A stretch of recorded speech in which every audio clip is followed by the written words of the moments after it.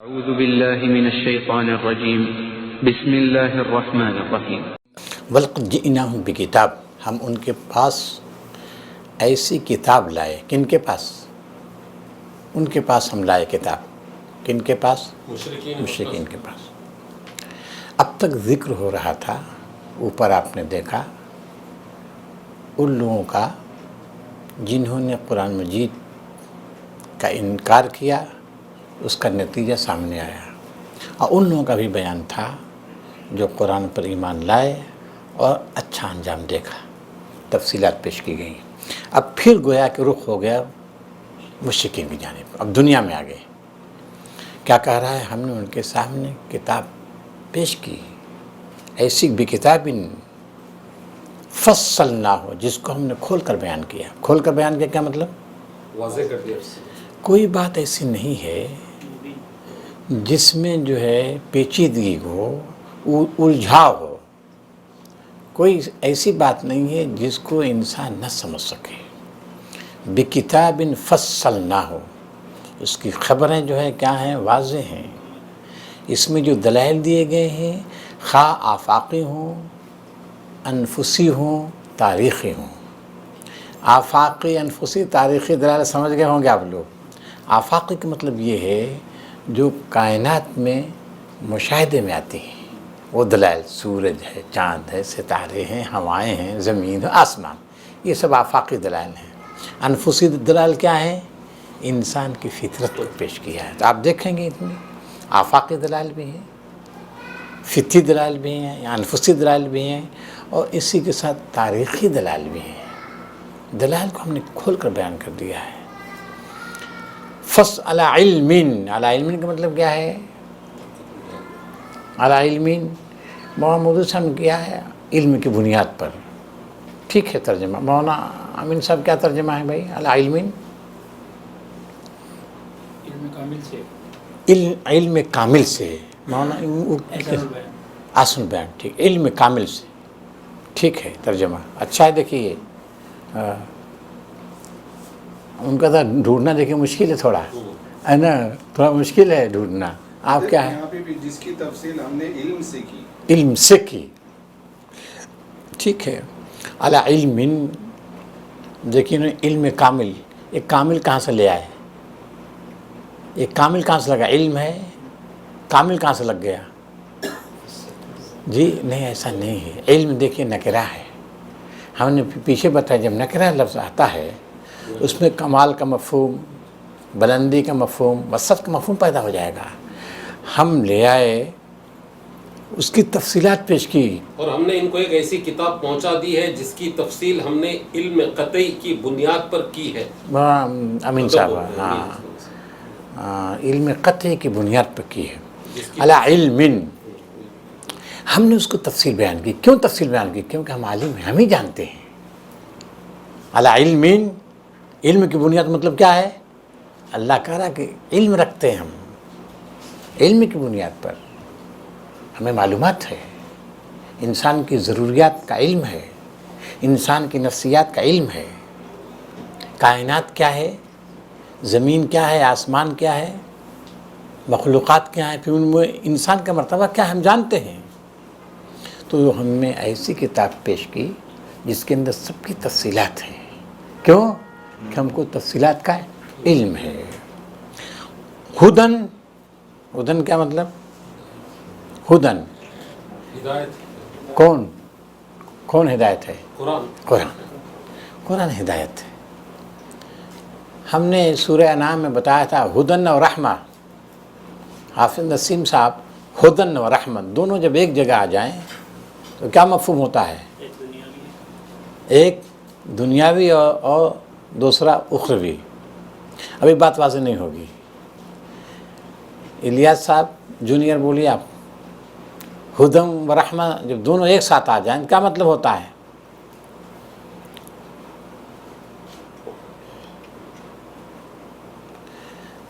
تو پہلی صفت قرآن مجید کی یہ بیان کی کہ ہم نے اس کے اندر جو ہے تفصیلات ہر چیز کی بیان کی، اس وجہ سے کہ ہم عالم ہیں، علم رکھتے ہیں، معلومات ہمیں ہیں۔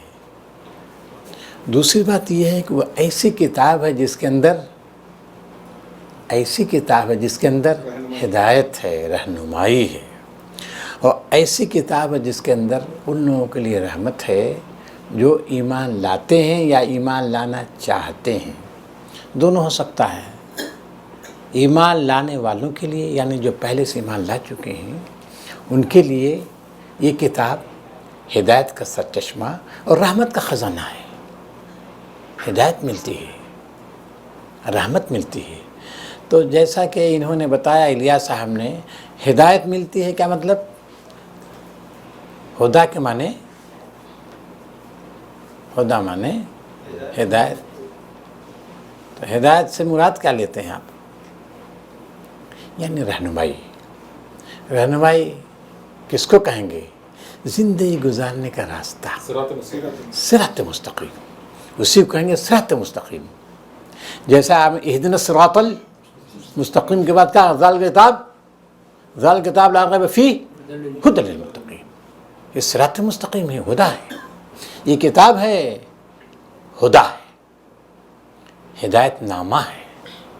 ہدایت نامہ بھی کہہ سکتے ہیں آپ، ہدایت نامہ ہے، زندگی گزارنے کا طریقہ ہے۔ زندگی کیسے گزارے انسان؟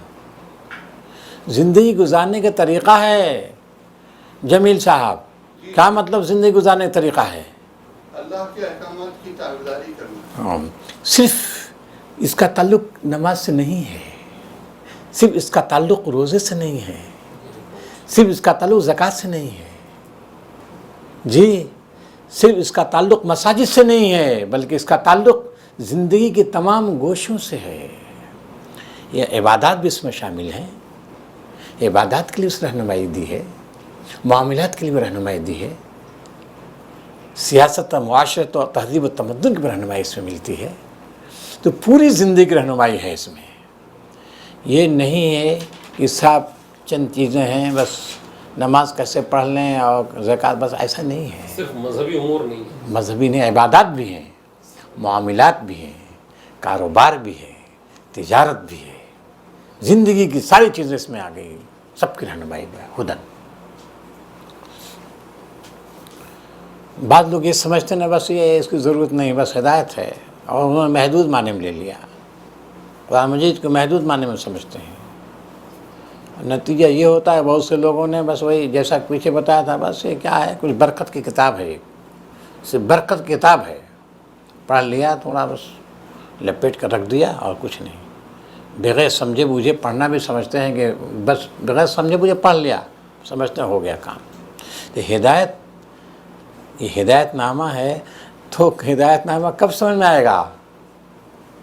سمجھ میں کب کہ ہدایت نامہ ہے؟ سمجھ کے پڑھنے کا، سمجھ کر پڑھیں، جب نہ سمجھیں گے۔ ہدایت نامہ ہے، رہنمائی زندگی کی، مسائل حیات بیان کیے گئے ہیں، زندگی انسان کیسے گزارے، تجارت کیسے کرے، کاروبار کیسے، شادی بیاہ سب اس میں شامل ہے نا بھائی۔ تو جب تک انسان نہیں پڑھے گا ہدایت کیسے ملے گی اس کو؟ کہا ہے ہدن ہے۔ تو یہ ہو گیا زندگی گزارنے کا طریقہ ہے، اور زندگی جب اس کی روشنی میں گزاری جائے گی تو اس کے نتیجے میں کیا ملے گا؟ رحمت ملے گی۔ تو گویا کہ وہ انجام اس کا ہے، کس کا؟ اس ہدایت نامے کے مطابق زندگی گزارنے میں جو انجام ملے گا زندگی گزارنے کا، وہ کیا ہے؟ رحمت۔ اسی وجہ سے الیاس صاحب نے کہا اور ہمارے ڈاکٹر صاحب نے کہا کہ دنیا میں ہدایت اور پھر آخرت میں رحمت ملے گی، آخرت میں بھی رحمت ملے گی، دنیا میں بھی رحمت ملے گی۔ اس کی روشنی میں جو زندگی گزار رہے تھے صحابہ کرام، ان کے اندر رحمت نہیں، کوئی تبدیلی نہیں آ رہی تھی، ان کی زندگی میں انقلاب نہیں آ رہا تھا، ان کی سیرت کردار اور مشرکین کی سیرت کردار دونوں برابر تھے؟ نہیں تھے۔ ان کی زندگیوں میں عظیم الشان انقلاب آ رہا، تبدیلی آ رہی تھی، لوگ دیکھ رہے تھے کہ بڑی تبدیلی ان میں آ گئی ہے۔ تو وہ ہدن زندگی گزارنے طریقہ، اور رحمت اس کا انجام ہے۔ وہ انجام دنیا میں بھی ہو سکتا ہے اور آخرت میں بھی ہو سکتا ہے، دونوں میں ہو سکتا ہے۔ تو قرآن مجید صرف پڑھنے لگے نہیں ہے، ٹھیک ہے، اور مسلمان بلا شبہ یہ تو عقیدت رکھتا ہے، عقیدت رکھتا ہے قرآن مجید سے، محبت ہے مسلمانوں کو، اس میں دو رائے نہیں حافظ صاحب، محبت ہے کہ نہیں؟ ہاں محبت ہے، بھائی ہم عقیدت کے ساتھ مسلمان پڑھتا ہے، آنکھوں سے لگاتا ہے، سینے سے لگاتا ہے، عقیدت کے ساتھ کرتا ہے، بہت بڑی چیز ہے، اس میں دو رائے نہیں.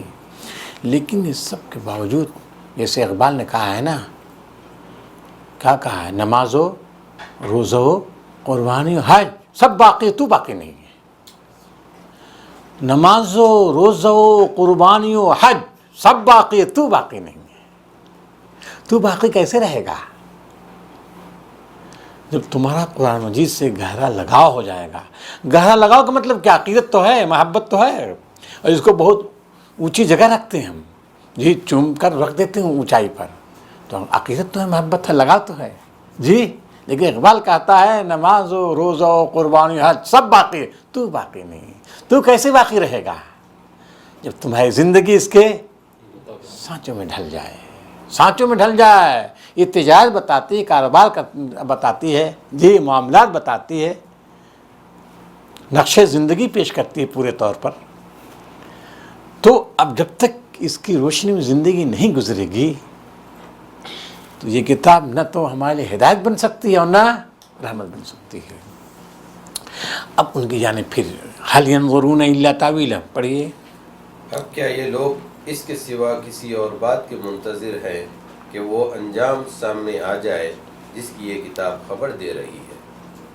جس روز وہ انجام سامنے آ گیا تو وہی لوگ جنہوں نے پہلے اسے نظر انداز کر دیا تھا کہیں گے کہ واقعی ہمارے رب کے رسول حق لے کر آئے تھے، پھر کیا اب ہمیں کچھ سفارشی ملے گی؟ ملے گی نہیں، کچھ سفارش ملیں گی، کچھ سفارشی ملیں گے، سفارشی ملیں گے جو ہمارے حق میں سفارش کریں، یا ہمیں دوبارہ واپس ہی بھیج دیا جائے تاکہ جو کچھ ہم پہلے کرتے تھے اس کے بجائے اب دوسرے طریقے پر کام کر کے دکھائیں. اب دیکھیے یہ بات ہوئی. اب اتنی واضح بات آ گئی تھی، اب کو ہم پھر بھی ایمان نہیں لا رہے ہیں. قرآن مجید کہہ رہا ہے حل ینظرون الا تاویلہ. کیا وہ اس کی تعویل کے معنی کیا آتے ہیں؟ تعویل کے معنی عبداللہ صاحب تعویل معنی تعویل طویل نہیں ہے، تعویل تا حمزہ واو یا لام ہے، تا حمزہ کسی چیز کو معنی بتانا یا اپنے حساب سے معنی کہنا. جی ٹھیک ہاں رد عمل کہہ سکتے ہیں. اچھا اچھا تعبیر. تعبیر تعبیر نہیں. وہ میں سمجھ گیا، یہ جو سورہ اس میں یوسف میں ہے نا، اس کے لحاظ سے تعویل ہے نا، رویا، تعویل رویا، اس کی جنم میں کریں. تعویل الشیء حقیقت ہو، تعویل الشیء حقیقت ہو. عربی میں تعویل الشیء حقیقت، کسی شے کی تعویل میں تو اس کی حقیقت. وہ نہیں انتظار کر رہے ہیں مگر اس کی حقیقت کا انتظار کر رہے ہیں. قرآن مجید توحید کی تعلیم دیتا ہے، آخرت کی تعلیم دیتا ہے. انکار کر رہے ہیں، نہ توحید کو مانتے ہیں نہ آخرت کو مانتے ہیں. مطالبہ کر رہے ہیں کہ اس کو اگر واقعی آخرت آنے والی ہے، عذاب آنے والا ہے تو انتظار کس کا لے آئیں. تو اس کا حل ینظرون الا تاویلہ، اس کی حقیقت کا انتظار کر رہے ہیں. یعنی حقیقی معنوں میں جو ہے قیامت آ جائے اس کا انتظار کر رہے ہیں. وہی کر رہے ہیں یوم یاتی تاویل، جس وقت قیامت کا حقیقت آ جائے گی. سامنے جب قیامت آ جائے گی، آج تو مطالبہ کر رہے ہیں، اصرار ہے، ضد ہے، جمے ہوئے ہیں. بار بار نبی نظر انداز کر رہا ہے، بار بار کہا جا رہا ہے کہ ہمارے بس میں نہیں ہے قیامت لانا، عذاب لانا ہمارے بس میں نہیں. اگر ہمارے بس میں ہوتا لقوزل، ہم کبھی معاملہ چکا دیا گیا ہوتا، ہمارے بس ہی میں نہیں ہے. لیکن صاحب وہ بار بار اصرار کر رہے ہیں. تو وہی کہہ رہا ہے قرآن مجید کہ جس دن اس کی تعبیر، اس کی حقیقت آ جائے گی تو پھر جو ہے اس دن پکار اٹھیں گے، ارے صاحب دنیا میں تو ہم بھولے ہوئے تھے، آج ہمارے رسول نے جو کچھ کہا تھا وہ بالکل برحق ہوا. جن قوموں نے، یہ صرف کفار مکہ ہی نہیں ہے بلکہ تمام لوگ ہیں کہ صاحب وہ تو بالکل صحیح کہا. فَهَلْ لَنَا مِن شُفَعَاء، تو اب وہی کہیں کاش کہ کچھ سفارشی ہوتے جو ہماری سفارش کرتے. تو اب سفارشی ہوں گے وہاں؟ نہ، کوئی سفارشی نہیں ہوگا. یہ بالعموم مشرکین مکہ اللہ کی خدائی میں کس کو شریک ٹھہراتے تھے؟ بتوں کو بتوں کو، اور کس کو؟ فرشتوں کو۔ اور کیا سمجھتے تھے فرشتوں؟ کیا سمجھتے تھے کہ یہ ہماری سفارش کریں گے، اور یہ بت بھی کسی کے مجسمے ہوتے تھے نا، تو سمجھتے تھے کہ وہ بزرگ بھی ہماری سفارش کریں گے۔ تو اسی کی جانب ہے کہ وہ کہیں کاش کہ ہمارے لیے کوئی سفارشی ہوتا، اور یا اگر کوئی سفارشی نہیں تو پھر ہم کو دنیا میں بھیج دیا جائے تاکہ ہم وہ عمل کریں جو اس کے خلاف جو اب تک ہم نے کیا ہے، اچھے عمل کرتے۔ قد خسروا انفسہم، ابھی انجام قد خسروا انفسہم، انہوں نے مکمل اپنے آپ کو تباہ کر دیا۔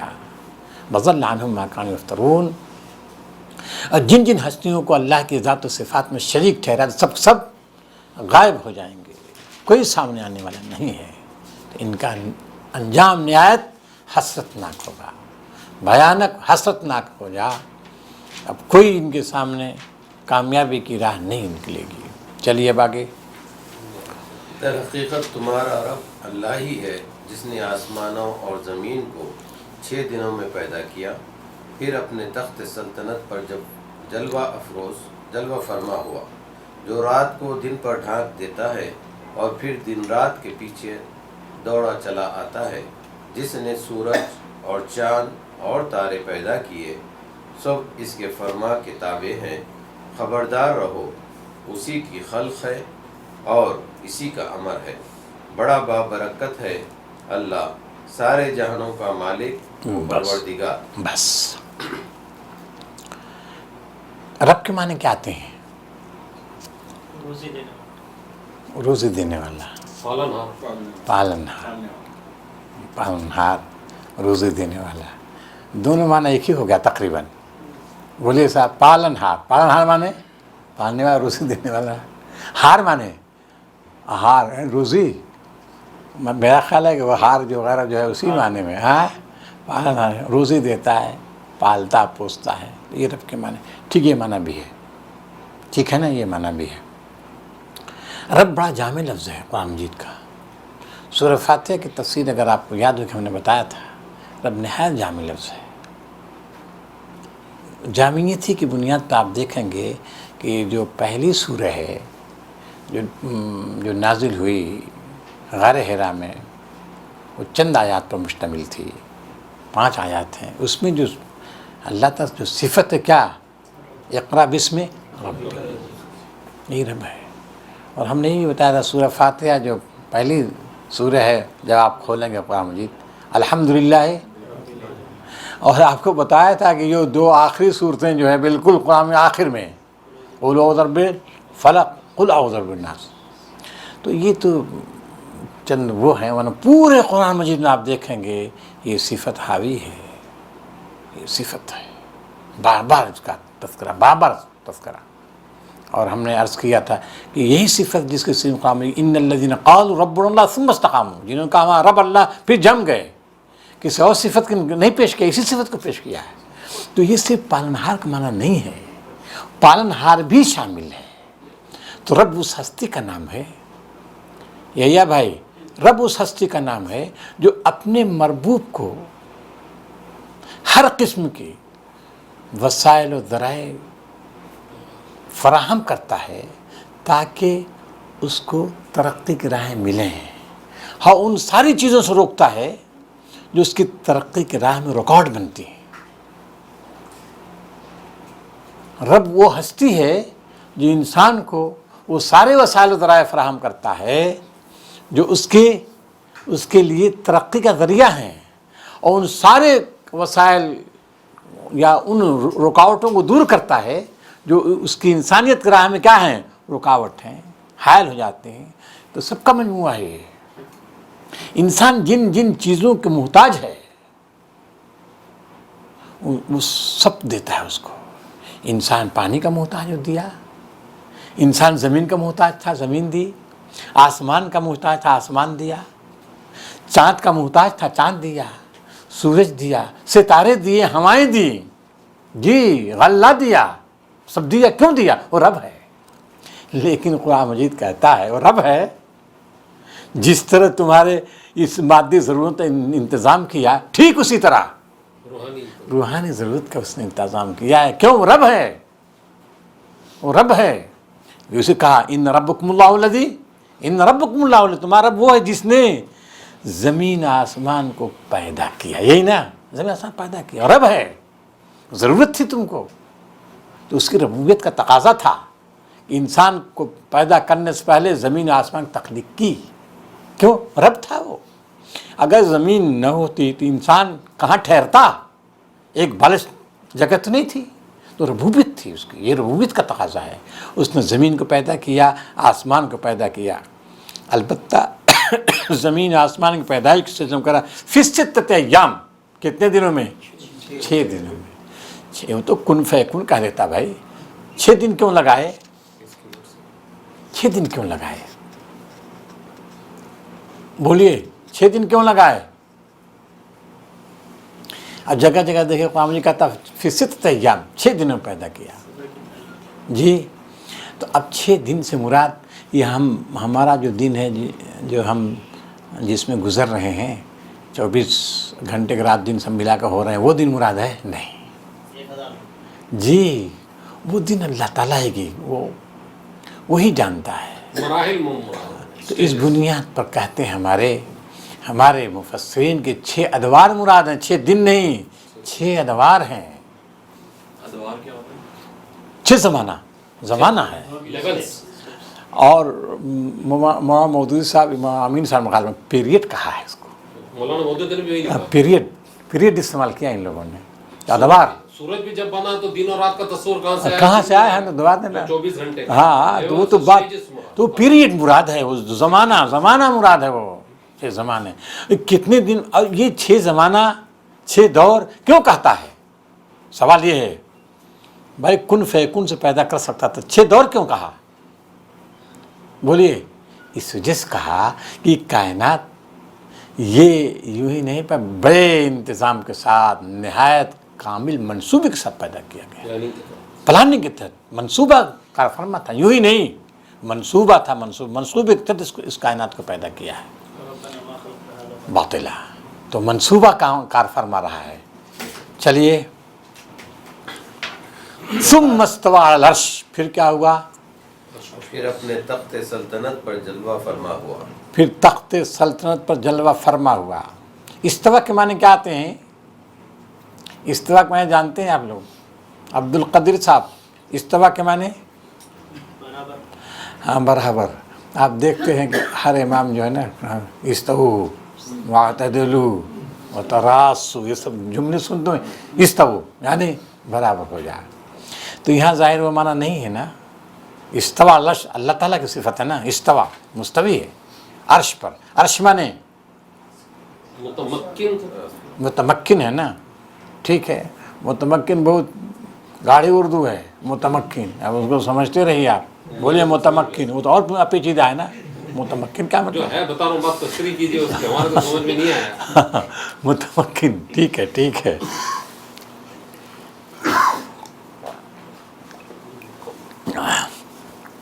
استوا جو آتا ہے یہ عربی میں سوار کا اپنی سواری پر جم کے بیٹھ جانا. سمجھ گئے کہ نہیں آپ؟ استوا کا مطلب سوار کا اپنی سواری پر جم کے بیٹھ جانا اور لگام کو اپنے ہاتھ میں لے لینا تاکہ سواری ذرہ برا سرتا بھی نہ کر سکے. اللہ تعالیٰ بتا رہا ہے کائنات کو اس نے پیدا کیا، کائنات پیدا کر کے کائنات کو چھوڑ نہیں دیا بلکہ اس کی باغڈور اپنے ہاتھ میں لیا ہے. جیسے ماہر سوار اپنے سواری کی باغڈور اپنے ہاتھ میں رکھتا ہے تاکہ سواری سرتا بھی نہ کر سکے.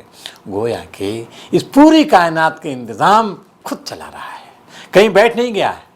ہمارے فلاسفہ کہتے ہیں، فلاسفہ یونان. اور دیکھیے وہی چیز یہاں بھی آ گئی ہمارے بائبل میں. ابھی ہمارے مصطفیٰ صاحب بتا رہے تھے کہ صاحب وہاں جو ہے 6 دن پیدا کیا اور 7ویں دن سویا ہے. بائبل میں ہے. اس کو قرآن مجید جو ہے اس کی تردید کرتا. ما مسنا من لغوب، 6 دن ہم نے پیدا کیا. ما مسنا من لغوب، ذرہ برابر تکان لائق نہیں. आयत कुर्सी में ला कुदसीना तो हाँ, ना उसे ऊँग आती है ना वला यऊदु हिफ्ज़ुहुमा, वला यऊदु हिफ्ज़ुहुमा, उन दोनों की हिफाजत उसके लिए मुश्किल नहीं है, गिनावार नहीं है, बोझल नहीं है, उठाए हुए है। तो मालूम ये हुआ कि कायनात पैदा करके, ये हमारे फ़लसफ़ा यूनान के नहीं, वो पैदा करे उसके बाद एकदम कायनात चल रही है, उससे कोई उसका सरोकार नहीं है, ये फ़लसफ़ा यूनान कहते हैं ये।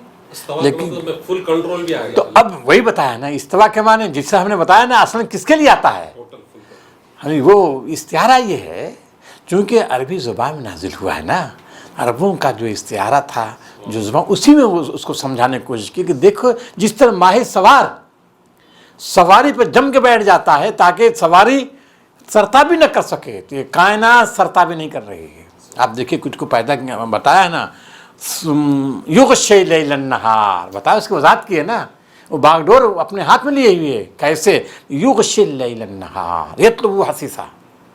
क्या तर्जुमा किया युग़शि लैलन नहार का? जो रात को दिन पर ढांक देता है। बस बस बस बस, इनका क्या तर्जुमा है?